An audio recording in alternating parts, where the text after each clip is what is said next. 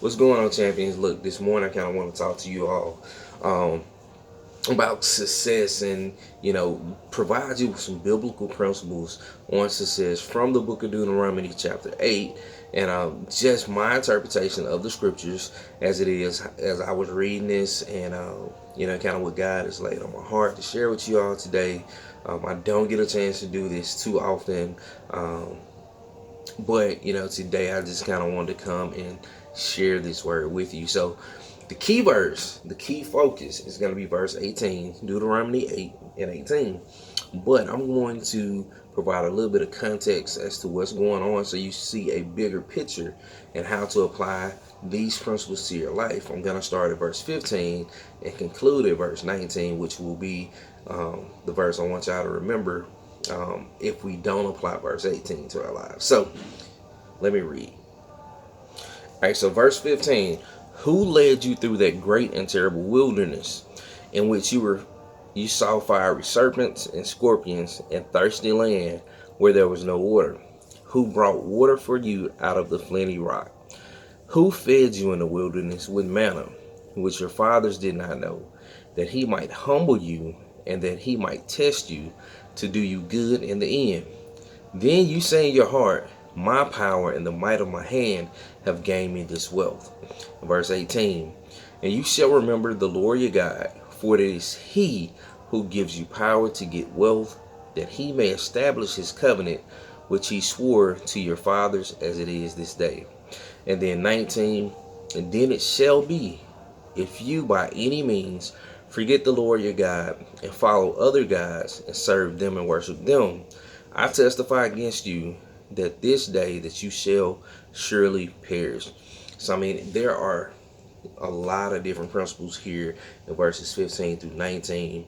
A lot of times we say we want wealth, we want to have wealth, but we forget about those wilderness times, right? Those times that we're going to have trouble, and we forget about our God. And I think that's a common mistake that we miss out on, that no matter what we're going through, God is a God who will surely provide.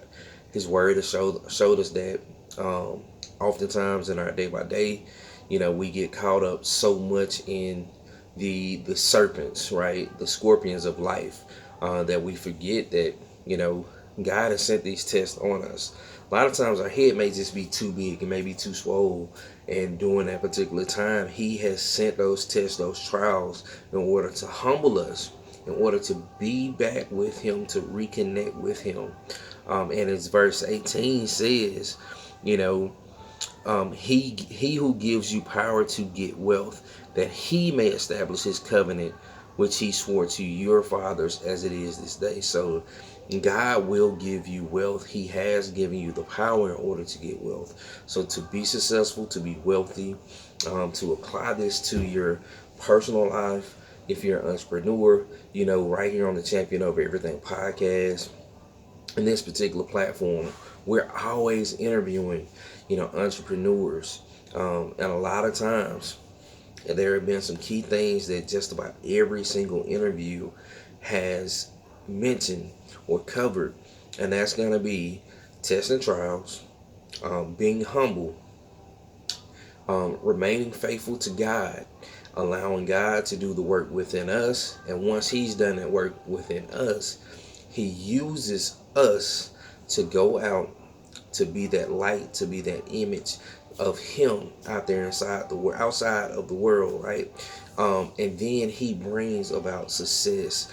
So it's amazing, what God is going to do in the next, couple of weeks, the end of this fourth quarter, the next month and a half for you in your life. But I want you to remember that you have to stay grounded with God. You have to remember to continue to put him first. You have to seek him out. You have to remain humble, and you have to appreciate the tests and trials. A buddy of mine and I, we were talking about 2 or 3 weeks ago. And he just told me, he said, Reg, a lot of times you may be undergoing something, but what God has shown me is you have to appreciate the journey. And that's where we are. That's where I am right now. I have to be able to appreciate the journey, because through this journey, I know that God is humbling me. He's going to use me.